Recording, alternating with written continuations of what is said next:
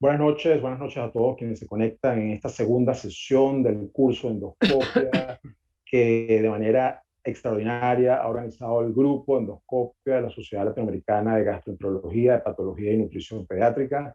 Bueno, ustedes ya me conocen, yo solo me conecto esta noche para saludarlos a todos, para saludar a los organizadores, especialmente a Claudia y a su equipo, al grupo de trabajo de endoscopia que ha organizado este curso extraordinario. Así que muchísimas gracias al grupo de trabajo, muchísimas gracias por todo el esfuerzo que le ponen a esto. Y por supuesto, saludar a nuestros conferencistas de esta noche, el doctor Víctor Villa, que se conecta desde Barcelona, y el doctor Mario Vieira, que se conecta desde Curitiba, Brasil. Bienvenidos a los dos, muchísimas gracias por su participación en nuestras actividades. Y bueno, a continuación le dejo la palabra al doctor José Polidoro, nuestro vicepresidente, que va a moderar la sesión de esta noche. Muchísimas gracias a todos y bienvenidos. Gracias, Reinaldo. Entonces, nosotros vamos a hacer más una de las sesiones de endoscopia. De nuevo, muchas gracias, Cláudia, por la organización de tu grupo para este evento que está siendo ya un suceso desde la primera sesión. Hoy tenemos dos actividades. Eu vou invitar agora para a primeira atividade o Dr. Vítor Villa Miravé. Dr. Vítor Miravé é gastroenterólogo, pediatra do Serviço de Gastroenterologia, Patologia e Nutrição do Hospital San Juan de Déu, Barcelona, e grupo de endoscopia digestiva, e membro da Sociedade Espanhola de Gastroenterologia e Patologia e Nutrição Pediátrica. Doutor Vítor vai nos falar sobre polipectomias complicadas. Então, doutor Vítor, por favor. Noches entradas desde Barcelona, buenas tardes a Latinoamérica, muchas gracias por su amable invitación. El tema que me han pedido que les hable es un tema complicado, como dice su título. Vamos a intentar simplificarlo un poquito. Para ponernos un poco en materia, recordar lo que ustedes ya saben, hay dos grandes tipos de pólipos. Los pólipos epiteliales, como pueden ver aquí a la derecha, un ejemplo, un pólipo amartomatoso, y los pólipos no epiteliales o submucoso, como por ejemplo pueden ver aquí un pólipo recubierto por mucosa normal que corresponde a un nódulo antral, un páncreas ectópico. Es importante recordar que de toda esta lista en pediatría nos vamos a quedar en general en dos grandes grupos, en pólipos amartomatosos y pólipos adenomatosos, y el principal exponente va a ser el pólipo juvenil solitario y luego los diferentes tipos de síndromes de poliposis. Y un poco enlazando con esto, les presento esta serie, es una serie americana de más de 13.000 colonoscopias, en la que, como pueden observar, de estas 13.000 colonoscopias, un 6% eran pólipos, y en un subanálisis de esta serie de pólipos, de 122 pólipos, el principal exponente, como no podía ser de otra manera, fue el pólipo juvenil solitario, y en menor frecuencia otro tipo de pólipos. Entonces, este es el principal pólipo con el que nos vamos a enfrentar en pediatría. Podríamos definir académicamente un pólipo complicado o difícil, cualquier pólipo cuya extracción va a suponer una dificultad para el endoscopista o bien un riesgo para el paciente. Y un poco profundizando más en esta definición, podríamos decir que hay tres protagonistas en esta definición. Por supuesto, el pólipo, qué características tiene, qué tamaño, qué estructura, dónde está localizado. A veces hay pólipos que nos cuesta definir de qué tipo de pólipo se trata antes de tomar cualquier decisión terapéutica. El paciente será otro factor, porque hay pacientes que tienen comorbilidades, sobre todo alteraciones de la coagulación, que nos van a dificultar la polipectomía. Y finalmente, y por supuesto, el endoscopista es clave en que un pólipo sea más o menos complicado en función de su pericia, su experiencia y del equipamiento que disponga. Un poco concretando cómo podemos definir un pólipo por su tamaño y estructura que sea complicado.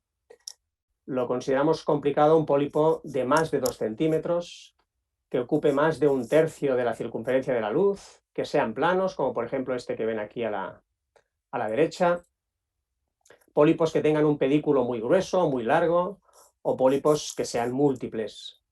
Otro aspecto que nos puede dificultar la extracción de un pólipo es que sea de acceso difícil, y de acceso difícil puede ser que estén detrás de pliegues, que estén cerca de la válvula o en la misma válvula, en ángulos del colon, en el intestino delgado, que entonces hay que hacerlos por enteroscopia, que estén en localizaciones que llamamos de riesgo de sangrado o de perforación, por ejemplo, zonas donde ustedes saben que la pared del colon es mucho más delgada en colon derecho o en ciego. Luego, evidentemente, si hacemos un pólipo cerca de la línea dentada, son pólipos que pueden conllevar más dolor al paciente y más riesgo de sangrado. Y finalmente, pólipos que asienten sobre una mucosa patológica, generalmente sobre mucosas inflamadas, que en nuestro caso lo más frecuente será una enfermedad inflamatoria, o bien mucosa cicatricial. He comentado que el paciente también es importante. Los pacientes que tengan comorbilidades de riesgo porque tienen un aumento del riesgo de sangrado, como pueden ser trombocitopenias, el límite que tenemos que preocuparnos son 50.000, pacientes con coagulopatía, con sus diferentes causas, y pacientes que están tomando alguna medicación, anticoagulantes o antiagregantes que nos puedan complicar la polipectomía. Y me he permitido añadir este tercer parámetro de pólipo difícil, que sería pólipos que no tenemos claro de qué pólipo se trata y qué hacer con él. Y aquí les pongo algunos ejemplos que he vivido recientemente. Este es un pólipo, el de la izquierda, en antro, un pólipo inflamatorio con una úlcera central, que no supimos en su momento ponerle una etiqueta y por supuesto no hicimos ninguna estrategia de extirparlo, lo biopsiamos y acabó siendo un pólipo inflamatorio, y el paciente nos contó que había ingerido una espina de pescado unos días antes y probablemente la espina quedó enclavada ahí unos días y provocó este pólipo inflamatorio. Por supuesto no hicimos nada y en un control posterior desapareció. Otras veces, afortunadamente muy pocas, nos podemos encontrar pólipos que tienen esta morfología, pólipos polilobulados, ulcerados, de un aspecto infiltrante. Este es un pólipo en colon ascendente en un adolescente que acabó siendo un adenocarcinoma infiltrante.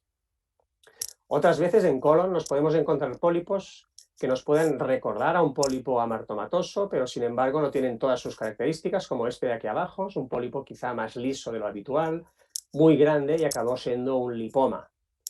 Y aquí a la derecha les muestro otros dos pólipos también atípicos. Este es en duodeno y este es en yeyuno, en el mismo paciente. Son pólipos de estirpe subepitelial que evidentemente antes de hacer una polipectomía hicimos un estudio histológico y acabó siendo una heterotopia gástrica polipoide. ¿Cómo vamos a resecar el pólipo? Básicamente en pediatría lo que vamos a hacer es una polipectomía convencional.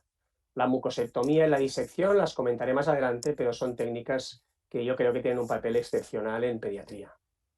Y creo que es bueno recordar, porque un pólipo será complicado o no también si sabemos manejar todo el material del cual vamos a necesitar para la polipectomía. Como todos ustedes saben, hay diferentes materiales y hay que conocerlos y saber elegir el más adecuado. Por ejemplo, las asas, vamos a decidir qué tipo de asa y qué tamaño en función del tamaño del pólipo. Recordar que el diámetro lo medimos por el diámetro horizontal, no longitudinal. Hay asas específicas para ciertas circunstancias, asas dentadas, asas rotatorias, asas con aguja, etc. Es fundamental para un pólipo complejo saber manejar bien una unidad de electrocirugía, saber todos sus componentes, saber sus ventajas, sus riesgos para sacarle el máximo partido, luego lo comentaré. Las agujas de inyección las vamos a usar muy a menudo en las polipectomías como profilaxis de hemorragia, como tratamiento de hemorragia o para levantar pólipos para facilitar su resección. Entonces podemos inyectar diferentes sustancias, adrenalina como sustancia hemostática, colorantes, si queremos diferenciar pólipo de mucosa sana, sobre todo en pólipos planos, y a veces soluciones para crear abón, para levantar el pólipo, que hay diferentes tipos de soluciones, pero la que más utilizaremos en pediatría es el suero fisiológico. El pólipo, lógicamente, tenemos que recuperarlo para su análisis histológico. Como son a veces pólipos grandes, pues los podemos recuperar de diferentes maneras. Lo habitual es aprovechar la misma asa de polipectomía o bien una cesta de Roth. Y quiero repasar aspectos técnicos para que el pólipo no se convierta en complicado. Es fundamental que el colon esté bien preparado, que no haya mucho residuo fecal, porque eso va a conllevar dificultades y riesgos de infección, que el pólipo esté en una posición óptima para poder resecarlo, y óptima sería una posición horaria entre las 5 y las 7, y si para eso tenemos que movilizar al paciente o hacer maniobras con el endoscopio, por supuesto las haremos, y siempre, en la medida de lo posible, trabajar sin bucles, porque el tener un bucle nos va a dificultar las maniobras. Recordar que la técnica de polipectomía primero se enlaza el pólipo, luego se acerca la funda aislante al pedículo para manejar mejor luego el agarre, que cuando tenemos agarrado el pedículo o el pólipo, siempre conviene lo más cerca posible de la cabeza, haciendo algo de tracción y evitando que el asa contacte con mucosa sana o incluso coja un pliegue, porque evidentemente entonces hay riesgo de perforación. En pólipos grandes de pedículo largo, a veces el agarre puede ser dificultoso a nivel frontal y podemos hacerlo distalmente, abriendo la asa distalmente y recogiéndolo retrógradamente. En pólipos sésiles o de pedículo corto, es importante lo que he dicho antes, agarrarlos lo más cerca posible de la cabeza para evitar el riesgo de perforación. Y en estos casos, como voy a comentar ahora, puede ser útil el levantarlos.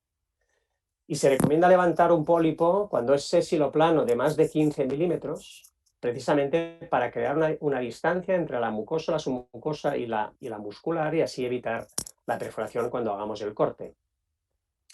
Cuando son lesiones extensas, supongamos que el endoscopio está en este lado y queremos inyectar para levantar, siempre es preferible empezar por el tramo distal para mantener una buena visibilidad luego de la extracción del pólipo.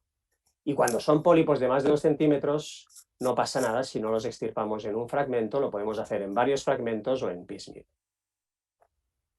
Este es un ejemplo de un pólipo sésil que para dar más seguridad a la extracción, lo que se hizo es una inyección con colorante para separarlo de la pared y luego hacer la resección. Aquí ven la escara. Para el pólipo pediculado, que es el que más vamos a ver en pediatría, el pólipo juvenil, son pólipos que suelen tener pedículos amplios. Estos pedículos tienen unas arterias nutricias importantes, entonces en función del grosor del pólipo podemos plantear técnicas de prevención de sangrado. Tenemos 3 opciones. Una sería inyectar adrenalina en el pedículo, diluida a 1,10.000 o 1,20.000, pero conviene recordar que la adrenalina es muy útil a corto plazo, hace una vasoconstricción, pero es temporal, por lo tanto no nos va a garantizar un sangrado diferido. Y a veces en pólipos muy grandes, que no sería este el ejemplo, imagínense un pólipo mucho más grande, se puede inyectar la cabeza del pólipo con adrenalina para reducir su volumen secundario a la vasoconstricción que produce. Otra opción muy útil, cuando son pedículos largos y anchos más de 10 milímetros, es colocar un lazo hemostático en la base, que hace un efecto torniquete, generalmente antes de la polipectomía, y luego, con toda tranquilidad, hacer el corte con el asa de diatermia. Es importante no hacer mucha tensión con el lazo, porque si hacemos un exceso de tensión y el pedículo no es muy grueso, podemos, en lugar de colocar un lazo, hacer una polipectomía con el mismo lazo hemostático y con el riesgo que eso supondría. Una alternativa al lazo es colocar hemoclips en la base también del pedículo, uno o varios en función del grosor, y luego hacer el corte, o bien primero hacer el corte y si hay algún signo de riesgo de sangrado o un vaso visible, colocar el clip posteriormente. Ahora, en cuanto al tamaño del pólipo, recordarles que pólipos pequeños, sobre todo sésiles o planos, no hay que usar el asa de diatermia, no hay que usar electrocoagulación, porque recuerden que también tiene riesgo de quemadura y de perforación. Aquí tenemos que hacer una polipectomía fría, con la misma asa de polipectomía, cerramos el asa y por cizallamiento cortamos el pólipo y si incluso es necesario un margen de mucosa sana.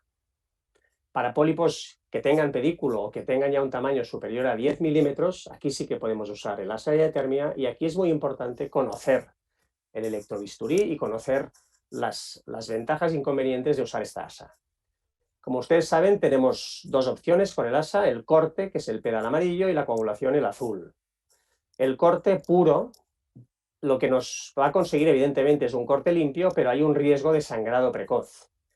La coagulación pura nos hace hemostasia, pero hay un riesgo de quemadura, de perforación o de sangrado diferido. Entonces siempre es mejor combinarlos con unos rangos de potencia de coagulación que son de 15 a 40, y conviene no apretar en exceso el asa cuando hacemos el corte, porque si apretamos demasiado no está trabajando bien, no se transmite bien la energía.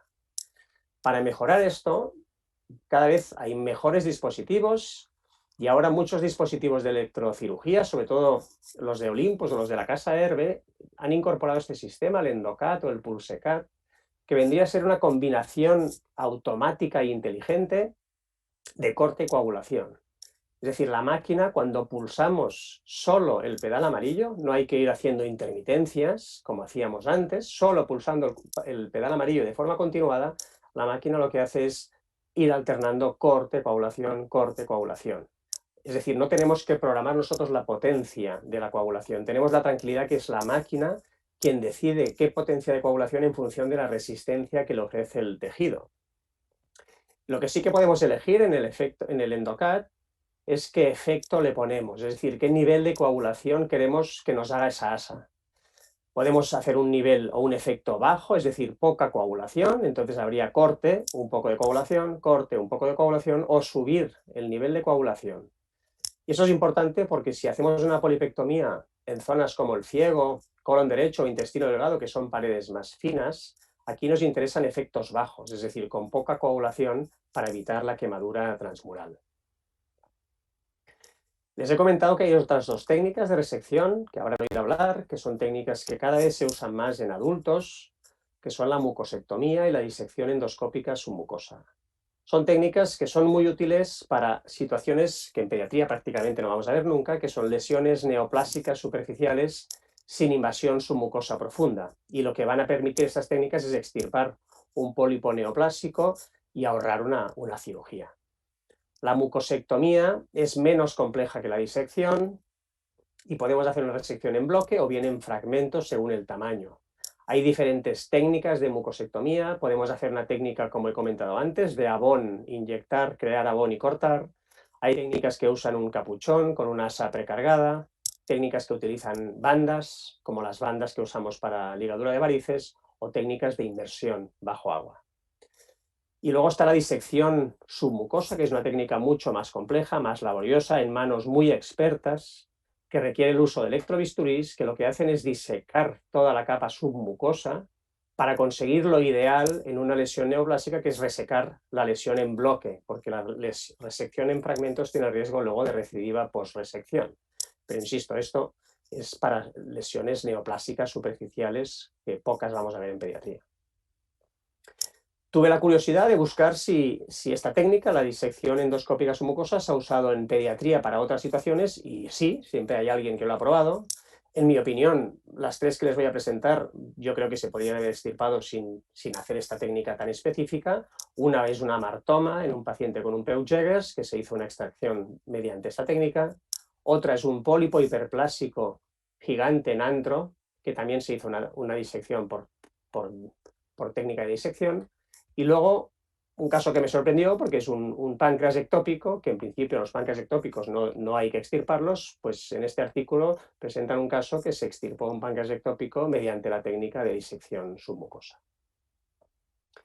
Y para ya ir terminando, pasar a la segunda o la parte ya final, el miedo que le tenemos que tener a una polipectomía no solo es la complejidad de la polipectomía, sino lo que nos pueda pasar. Y básicamente nos pueden pasar dos cosas: que sangren o que se perforen. Y eso va a depender el tipo de pólipo, los riesgos del paciente y qué técnica hemos usado. El sangrado tras una polipectomía puede ser inmediato, es decir, durante la endoscopia o en las primeras 12-24 horas, o bien diferido, es decir, a partir de las 24 hasta 2 semanas después. ¿Cómo lo vamos a tratar? Tenemos diferentes herramientas, clips, argón, esclerosis, etc. Lo más habitual es usar un clip. Aquí les muestro un caso reciente, una polipectomía de un pólipo juvenil rectal. Aquí es cómo quedó la escara tras la polipectomía y se consideró no hacer ningún tipo de hemostasia porque no había ningún sangrado, y el paciente a las 24 horas presentó un sangrado importante. Se observó en la endoscopia un coágulo adherido a la escara que obligó a la colocación de varios clips para resolver la hemorragia. Y finalmente el miedo, por supuesto, principal en una polipectomía es la perforación, que evidentemente es un riesgo que existe. Esta también puede ser inmediata o diferida. Afortunadamente suelen ser pequeñas. En la misma endoscopia podemos ya ver signos que nos hagan pensar que ha pasado una perforación. Signos como, por ejemplo, si vemos estructuras peritoneales como grasa mesentérica, no hay duda que ha habido una perforación. Si vemos serosa, si vemos el signo de la diana cuando hemos usado colorantes, es un signo muy típico sugestivo de perforación. Y en pediatría, la situación que nos tiene que preocupar más o tener más miedo es los pólipos, los amartomas de los Peutz-Jeghers. Son los pólipos que por excelencia hay más riesgo de perforación, porque tienen la característica, a diferencia del pólipo juvenil, que el pedículo de estos pólipos suele tener invaginado la muscular mucosa dentro del pedículo. Entonces, a veces, a pesar de levantar estos pedículos, estos pólipos, si hacemos un corte a este nivel y está invaginada la muscular mucosa, pues nos pasará algo parecido a esta imagen. Este es un pólipo duodenal de un Peugeegers que se perforó al extirparlo.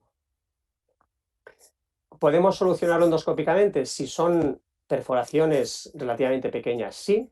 Hasta 10 milímetros podríamos clamparlas con clips, diferentes según el tamaño de la perforación, y hasta 2 centímetros podríamos usar esta otra opción, que es el clip OTSC. Es un clip que es como unos dientes, son mucho más caros, más complejos de usar, pero también pueden ser útiles. Evidentemente, tienen que ser perforaciones que hemos reconocido durante la endoscopia, porque muchas veces una perforación acabará en cirugía, y acabará en cirugía en perforaciones grandes, lógicamente, cuando hay una peritonitis, una sepsis, cuando es una perforación que no la hemos detectado en el momento y aparece de forma diferida, o cuando la hemos tratado endoscópicamente, pero no ha ido bien.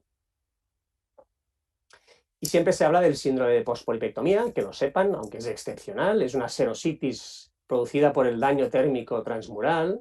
Son pacientes que nos parece que están perforados, pero que afortunadamente no lo están. Les hacemos radiología y no hay aire libre, pero la clínica semeja mucho a una perforación, pero afortunadamente, como no es una perforación, con tratamiento conservador, la mayoría resuelven.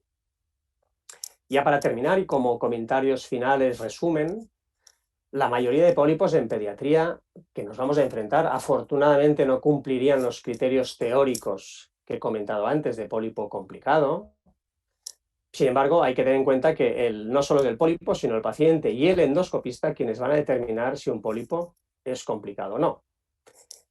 Y yo creo que es importante que cada endoscopista tiene que saber cuál es su pólipo complicado, es decir, cuando tengamos dudas de que no vamos a poder completar una polipectomía o no vamos a poder manejar bien cualquier complicación asociada, el consejo sería no empezarla. Evidentemente, un mal conocimiento o una mala aplicación de la técnica puede convertir un pólipo aparentemente fácil en complicado. Es fundamental, antes de empezar, revisar todo el material que podamos necesitar, no solo para la extracción del pólipo, sino para manejar posibles complicaciones. Si ese pólipo no lo podemos resecar endoscópicamente, por muy experto que sea el endoscopista, y hay que ir a cirugía, es útil para el cirujano hacer un tatuaje cerca del pólipo para luego ir más bien dirigidos. Y finalmente, evidentemente, el paciente tiene que saber, en pólipos complejos, pues qué riesgos hay asociados, qué puede pasar después para que no haya sorpresas, y evidentemente el paciente que le hemos quitado un pólipo difícil, vigilarlo de cerca tras haberle hecho la extracción. Y esto es todo. Muchas gracias. Muchas gracias, doctor Víctor, por excelente colocación. Vamos a hacer preguntas, está disponible para algunas preguntas al final. Paso directamente la palabra al profesor Mário Vieira. O Mário Vieira es un gran amigo, en primer lugar, chefe do Serviço de Gastroenterologia Pediátrica e Endoscopia Digestiva do Hospital Pequeno Príncipe, em Curitiba, Paraná, em Brasil. É mestre e doutor em Medicina Interna pela Universidade Federal do Paraná e especialista em gastroenterologia pediátrica pelo São Bartolomeu Hospital Medical College da Universidade de Londres. E especialista em endoscopia digestiva pela Sociedade Brasileira de Endoscopia Digestiva. Mário vai nos falar sobre o manejo da hemorragia digestiva alta. Mário, por favor, a palavra é sua. Muchas gracias. Gracias, obrigado, Expolidor, pelas palavras. Muchísimas gracias por la invitación a colaborar con este importante curso de actualización en endoscopia pediátrica. Quiero agradecer y felicitar a los coordinadores del curso. Gracias por tus palabras y quiero aprovechar también para felicitar a Reinaldo Pierre y toda la mesa directiva de la sociedad por su dinamismo y por el desarrollo de excelentes eventos académicos y de actualización en nuestra especialidad. Muchas gracias también a los asistentes de esta reunión. No tengo ninguna declaración de conflicto que hacer en este momento. Yo trabajo en un hospital pediátrico de referencia de 380 camas en Curitiba, en el sur de Brasil, En nuestro servicio realizamos alrededor de 2.000 procedimientos de endoscopia al año. Una búsqueda superficial de los procedimientos en 2019, yo identifiqué que hicimos poco más de 1.700 endoscopias digestivas altas, 25 de las cuales por sangrado digestivo. Entre estos, 18 por sangrado varicial y 7 por sangrado no varicial. Todos los pacientes con sangrado varicial recibieron tratamiento endoscópico y solo uno paciente con sangrado no varicial requirió tratamiento endoscópico. En esta presentación, entonces, cubriremos la valoración inicial de un paciente con sangrado digestivo alto y el reconocimiento de situaciones que requieran endoscopia terapéutica urgente o de emergencia para la hemostasia. Y vamos también a discutir las técnicas actualmente disponibles y su aplicabilidad práctica para el sangrado varicial y no varicial. Ciertamente, las técnicas y el enfoque de los pacientes con sangrado digestivo dependerán de varios factores, incluido el estado del paciente, las instalaciones, el material y los accesorios disponibles y también la habilidad y experiencia del endoscopista y del equipo del servicio. Hay una gran variedad de procesos que pueden cursar con sangrado alto, por lo que puede realizarse una aproximación etiológica teniendo en cuenta la edad del paciente, tipo, gravedad, localización del sangrado. Las causas más frecuentes que requieren atención del endoscopista son úlceras gástricas o duodenales, esofagitis, gastritis y varices. Entonces, en los próximos minutos repasaremos el tratamiento específico de estas dos entidades. La estabilización hemodinámica, por supuesto, es la meta inicial y principal de cualquier paciente que se presente con sangrado digestivo. Hay que vigilar los signos vitales y tener en cuenta que las maniobras de reanimación deben ser inmediatas. En este momento se debe también alertar a todo el equipo y al personal de apoyo, incluido el equipo quirúrgico. Se debe realizar una anamnesis y un examen físico detallados para orientar a la causa y se recomienda el paso de una sonda nasogástrica para controlar el sangrado. Así que debemos esperar lo mejor, pero prepararnos para lo peor. El uso de sonda nasogástrica es controversial, pero la utilizamos en nuestro servicio como una medida inicial porque puede confirmar la presencia de sangre e identificar la actividad de la hemorragia. En aquellos casos en los que tras la valoración inicial se constata inestabilidad hemodinámica, será preciso el tratamiento inicial en una unidad de cuidados intensivos, reposición de volumen y corrección de alteraciones en la coagulación, glóbulos rojos, plasma, plaquetas, mantener estabilidad hemodinámica, con el objetivo de mantener la hemoglobina en 7 a 9 gramos por decilitro. Cuando estamos ante un paciente con hematémesis y esplenomegalia, debemos sospechar de hipertensión portal hasta que se demuestre lo contrario. En estos pacientes, la manifestación inicial y muy dramática suele ser la hematémesis o melena voluminosa. Bueno, ahora discutiremos el manejo del sangrado varicial. Comenzaremos por el abordaje terapéutico del episodio agudo y luego describiremos las técnicas endoscópicas. Existen varias guías para el manejo de la hemorragia digestiva varicial y aquí tengo sugerencias de 3 referencias interesantes para su consulta.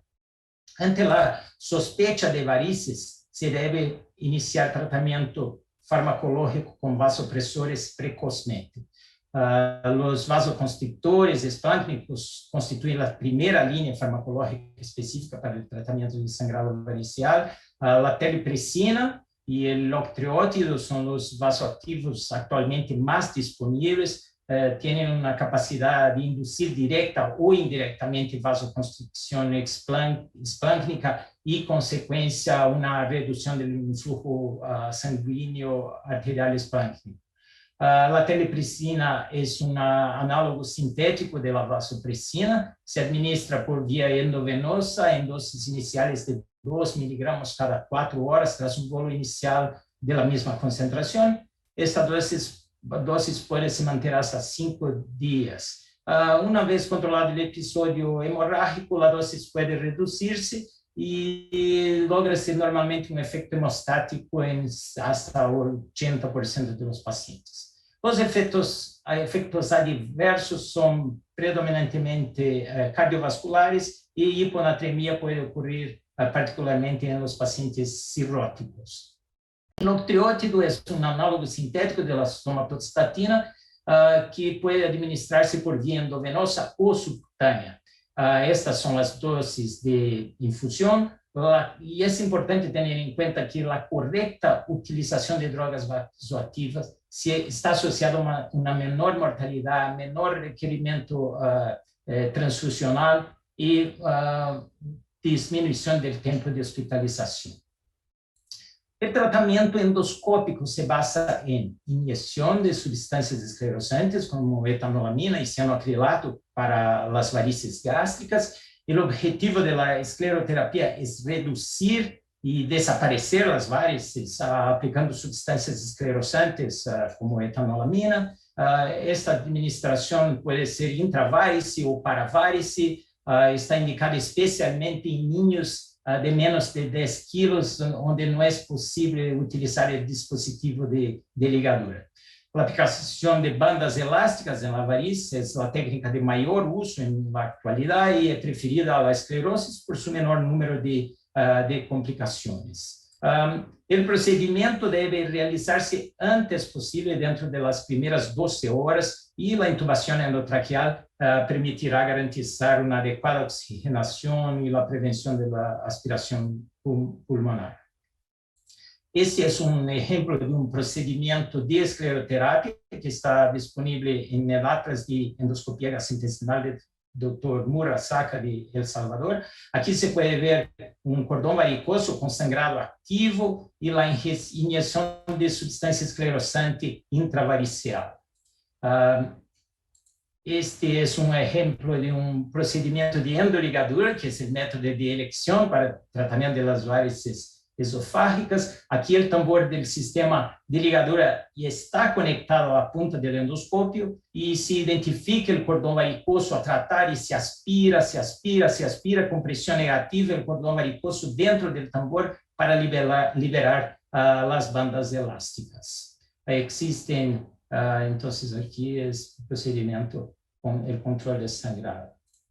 Existen tratamientos alternativos. El balón tamponante de Sengstaken Blackmore contiene un balón esofágico y un gástrico que puede ser utilizado para el control temporal de la hemorragia de varices, pero no para terapia definitiva, y puede ser también utilizado para pacientes que tengan sangrado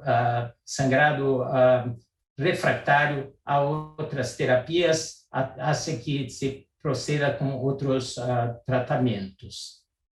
Hay pequeños grupos que describieron el uso de stents autoexpansibles. Esta es una revisión sistemática y metaanálisis que evaluó y comparó estudios en pacientes adultos que utilizaron stents, 12 estudios o TIPS en 9 estudios. Y estos autores concluyeron que, teniendo en cuenta la mortalidad, el control del sangrado, y tasa de resangrado, el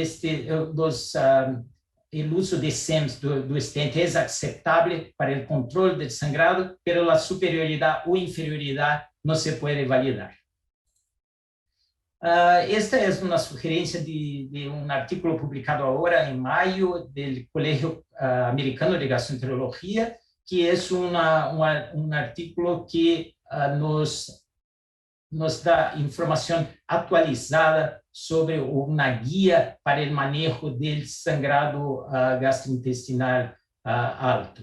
Entonces, las recomendaciones para el sangrado digestivo alto, si el paciente está estable y sin comorbidades graves, se hace la endoscopia lo antes posible. Si hay signos clínicos de aumento de riesgo dentro de las 12 horas, el empleo de fármacos antisecretores se basa en su capacidad de aumentar el pH intragástrico para optimizar los mecanismos hemostáticos, pero más recientemente en esta nueva guía, la evidencia disponible no indica beneficio de se utilizar terapia con inhibidores de bomba de protones. Por lo tanto, no se puede recomendar su utilización de forma segura como rutinariamente. Esta es la clasificación de Forrest, que es una clasificación que puede ser útil para establecer las medidas terapêuticas. Entonces, el Forrest 1A y 1B, cuando hay sangrado activo, Forrest 2A, vaso visible, 2B, coágulo adherido, 2C, fondo hemático y 3, fondo limpio. Estes hallazgos, estas características de la lesión pueden direccionar la terapia a ser realizada. Entonces, Forrest 1A, 1B, 1B y 2A puede indicar, necesariamente indica la terapia endoscópica. 2B considera-se terapia endoscópica e 2C o 3 terapia endoscópica não é necessária. Para o sangrado no varicial, há diversas variedades de tratamento, incluso a inyección de adrenalina, uno para 10,000, las modalidades térmicas, mecânicas e o método alternativo, que é o polvo hemostático.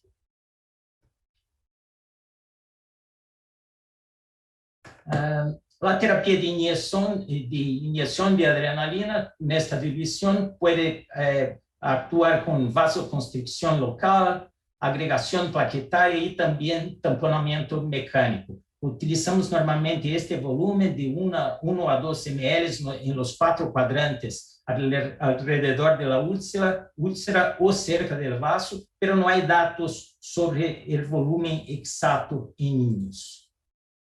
Os métodos térmicos incluem a coagulação e dissecção monopolar, bipolar ou utilizando argonplasma. Este é exemplo de utilização com método térmico, onde se interrompe o sangrado, se trata esta lesão com o método térmico de eletrodo bipolar. A utilização de argonplasma é procedimento em que se aplica uma corrente de gás ionizado sem contato mecânico e a penetração de tecido é menos profunda. E as modalidades mecânicas. As modalidades mecânicas depende, é importante a utilização de los clips, de los hemoclips. É importante ter em conta a familiaridade. O endoscopista tem que estar familiarizado com a técnica de disparo. Este é exemplo de uma utilização de hemoclip. Este é caso de colega endoscopista de adultos de Curitiba que estava fazendo uma mucosectomia, desafortunadamente apareceu sangramento arterial que foi controlado com 2 clips.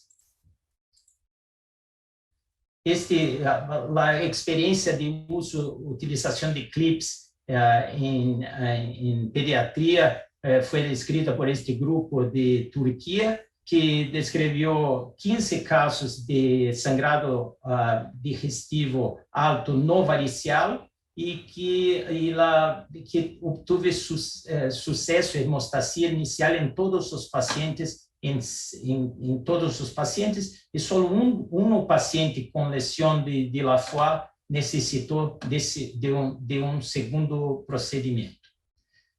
Esta é uma modalidade pouco utilizada em pediatria, o over-the-scope clip, que é uma modalidade em que o clip é posicionado, se utiliza um barril, um tambor, como o mesmo que utilizamos nos acessórios de ligadura de bandas elásticas. E esta é a experiência deste grupo, deste hospital em Dallas, no Texas, nos Estados Unidos, que demonstrou que a utilização deste acessório over-the-scope clip é seguro e eficaz em niños com a mediana de idade de 14 anos.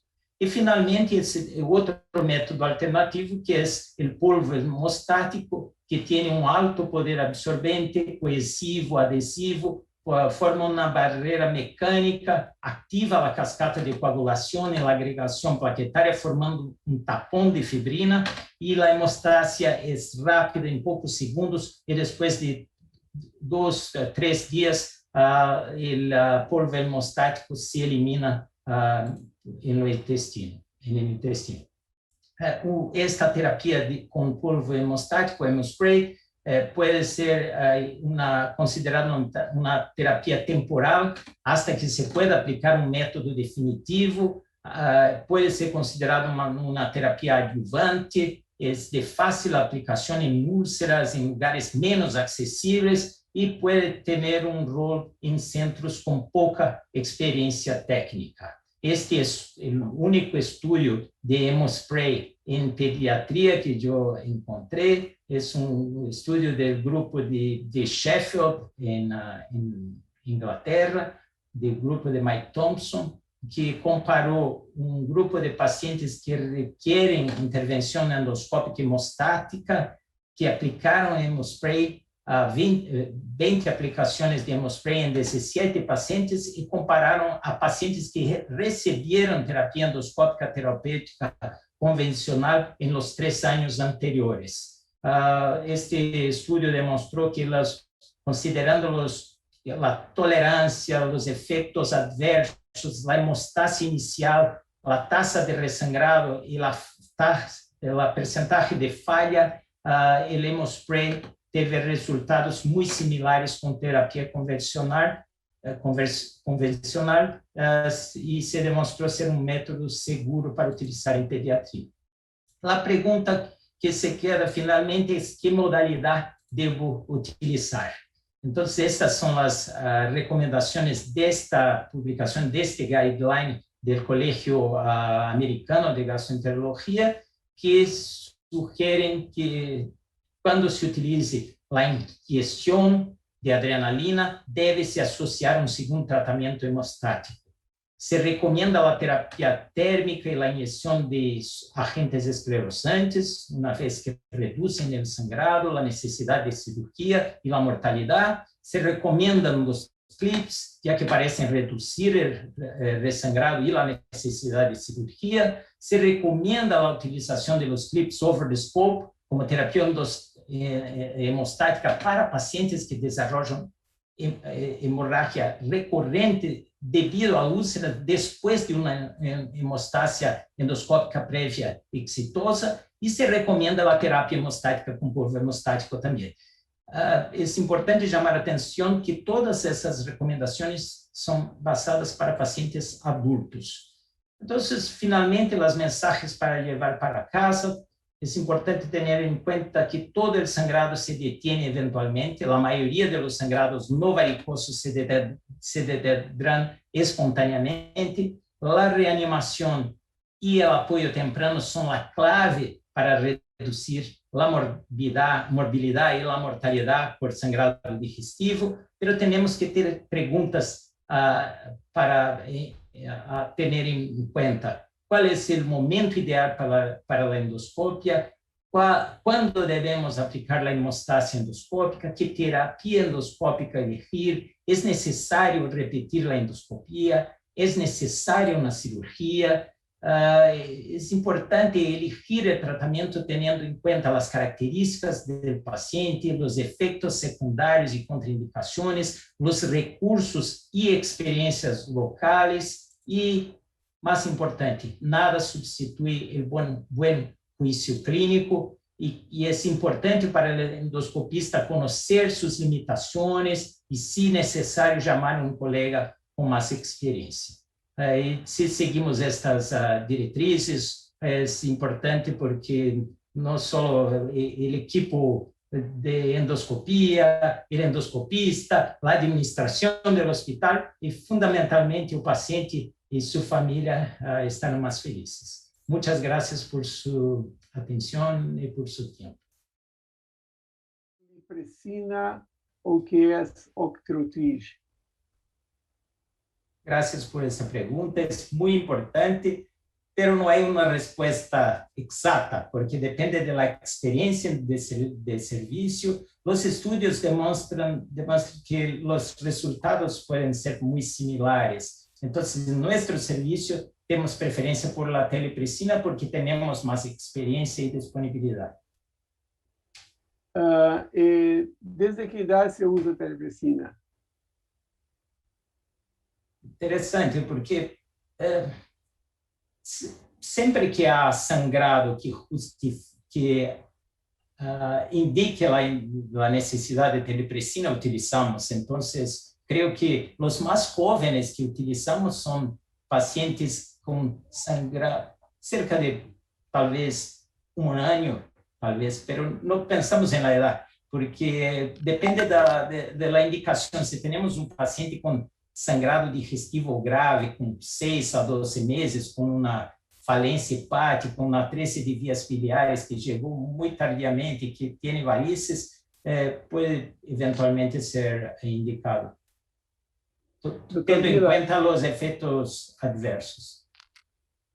Doutor Vila, eu tenho uma pergunta da doutora Cláudia, se quer ser personalmente, mas ela pergunta sobre que diâmetro de pedículo recomendaria usar endoloop. Gracias, Claudia, por la pregunta. Yo he puesto 10 milímetros, pero personalmente me siento más cómodo con 15, es decir, un grosor importante.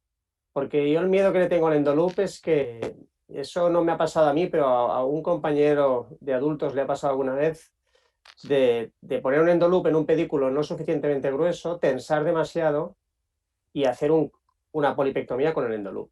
Entonces tiene que ser un grosor, yo pondría de límite 15 milímetros. Si no, casi que probaría más por un clip. Si el clip, que tiene una apertura aproximada de 11 milímetros, si con el clip puedes clampar bien el pedículo, yo creo que es una buena alternativa. Dr. Víctor, también una pregunta sobre un sangrado post-polipectomía y se identifica el coágulo. ¿Se retira antes de poner el clip o se pone el clip ainda con el coágulo? Siempre que hay un coágulo, sea por una polipectomía, por una úlcera, hay que eliminar el coágulo porque hay que ver qué pasa debajo, porque tenemos una mejor visibilidad. Si hay un vaso visible, podemos ir más dirigidos a clampar ese vaso. O sea, siempre hay que quitar el coágulo. ¿Y cuál es el manejo del síndrome post-polipectomía? Creo que lo he comentado, reposo, antibióticos, pero yo no sé si alguien ha tenido algún caso. Yo personalmente no tengo ninguna experiencia porque son muy poco frecuentes, pero es conservador el tratamiento. Está bien. Mario, ¿cómo suelen controlar el sangrado varicial en niños que aún no puede colocarse banden y que suele usar dosis de perivaricial o intravaricial? Esta é a dificuldade. Quando temos um ninho menor de 10 quilos, é mais difícil, porque preferencialmente la ligadura de bandas elásticas es mucho más segura, confortable, no solo para el paciente, pero también para el endoscopista. Pero si no se puede hacer ligadura de bandas elásticas, hacemos inyección de sustancias esclerosantes intra o perivasal. Utilizamos o oleato de etanolamina. O que hacemos es la inyección de 1 a 2 ml por inyección hacia el control del sangrado. Y muchas veces las varices son pequeñas y hay una ectasia difusa vascular, entonces no es posible identificar si está haciendo una inyección intra o perivaricial en estos niños muy pequeños. Pero lo que hacemos es inyección de 1 a 2 ml por mililitros por inyección hacia que se controle el sangrado. Víctor, a mí gustaría de te preguntar, en los casos de polipose juvenil, tenemos algunas experiencias con esto y muchos niños llegan para nosotros ya con una indicación de colectomía por esas poliposes juvenil con decenas de pólipos. Nosotros hemos tentado siempre hacer múltiples polipectomías y no hacer la colectomía. Y tenemos hecho como parámetro para colectomía cuando tiene complicaciones, por ejemplo, niños con albumina muy baja en consecuencia de la polipectomía con enteropatía perdedora de proteína. ¿Cuál es tu opinión sobre eso? ¿O te piensa que esos niños tienen un riesgo muy grande de hacer complicaciones neoplásicas y debería hacer colectomía? Si debe ser colectomía después de la edad como adulto joven, ¿qué te parece? Me parece muy interesante la pregunta. A ver, hablamos de la juvenil, no la adenomatosa. La juvenil, de entrada, lo aconsejable es la colectomía, evitarla al máximo, salvo las formas infantiles severas, que no puedes manejarlas, como bien has dicho, porque hacen una enteropatía por pierde proteína severa y tienen una poliposis tan importante que la clínica que les conlleva de diarrea, pierde proteínas, necesidad de albúmina constante y el manejo endoscópico es tan complejo que en esos casos yo no creo que sí que está indicado plantear una colectomía, pero no por el riesgo de displasia y malignización, sino por la imposibilidad de manejarlos. Fuera de este escenario, poliposis juveniles no tan severas y de inicio más tardío, esas yo creo que hay que manejarlas con polipectomía. Se recomienda a partir de un tamaño de 1 centímetro, por debajo de 1 centímetro no hay que quitarlos, y hacer sesiones repetitivas. Yo creo que entonces la evolución te marcará cuando plantear o no la colectomía. Y veo una pregunta aquí para sumar a esta, que le pregunta ¿cuántos pólipos puede retirar por sesión?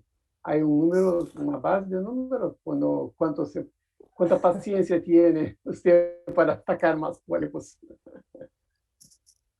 Yo creo que no hay un límite, porque más que el pólipo, o sea, el número es el tiempo que vas a dedicar a la exploración. Yo tuve una niña que yo pasé una mañana entera, como que 3 horas sacando pólipos. La paciencia del endoscopista también, y si tienes la suerte de que son polipectomías que no te sangran y no hay complicaciones. Víctor, buenas noches. Hola, Reinaldo. ¿Te puedo hacer una pregunta? Hombre, por supuesto. El concepto de pólipo gigante, porque en pediatría existe la creencia, y sobre todo en los endoscopistas de adultos existe la creencia de que los niños tienen pólipos pequeños, porque los pólipos juveniles solitarios suelen ser pequeños, pero vemos con cierta frecuencia podemos encontrar pólipos juveniles solitarios que son realmente muy grandes. Esos pólipos, más allá, no tienen tanto que ver con el diámetro del pedículo, sino con el diámetro de la lesión, que es esa lesión que ocupa casi toda la luz del colon. ¿Cómo manejas tú esas lesiones que podemos definir como lesiones gigantes? ¿Utilizas piecemeal? ¿Cómo lo manejas? Que eso yo creo que entra dentro de la categoría de polipectomía difícil, ¿no? Por supuesto. Y es cierto lo que dices. Los pólipos o sea, es inversamente proporcional a la edad. Yo he visto pólipos muy grandes en niños muy pequeños. Así mismo. con la dificultad que conlleva el tener también menos luz colónica. Mira, yo he probado alguna vez lo de la adrenalina intrapólipo, que esto no sé, hace unos años lo leí y lo he oído que lo usan personas, y la verdad es que ayuda a reducir el tamaño del pólipo. En pocos minutos consigues reducirlo, pero muchas veces, a pesar de eso, acabas haciendo un piecemeal o un piecemeal parcial hasta el punto que tú puedas entonces pasar el asa, porque las asas, lógicamente, tienen un límite de diámetro. Pólipos de más de 3 centímetros difícilmente las vas a abarcar. En el momento que ese pólipo ya tiene ese diámetro, porque has hecho un piecemeal parcial, entonces ya lo agarras con el asa. Te haces un mixto, yo creo. Perfecto, muy bien. Mário, están preguntando de nuevo sobre telepresina y octiotride, que usted prefiere para no varicial. Para no varicial. Usted ha respondido ya, pero...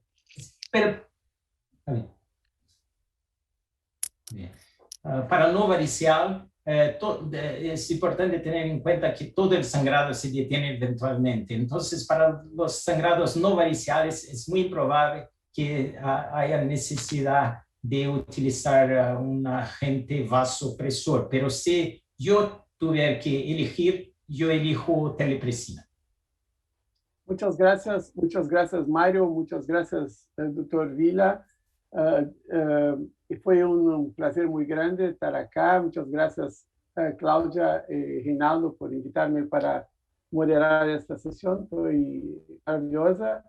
Y agradezco a todos que estuvieron acá con nosotros en esta sesión, porque acho que esos eventos que Las Vegas han feito, y yo parabenizo a Reinaldo por estas actividades, han sido de gran crecimiento para todos en integración latinoamericana.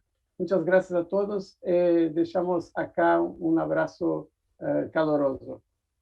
Hasta luego. Buenas noches. Muchísimas gracias por la participación de todos. Muchas gracias. Muy amable. Gracias. Gracias.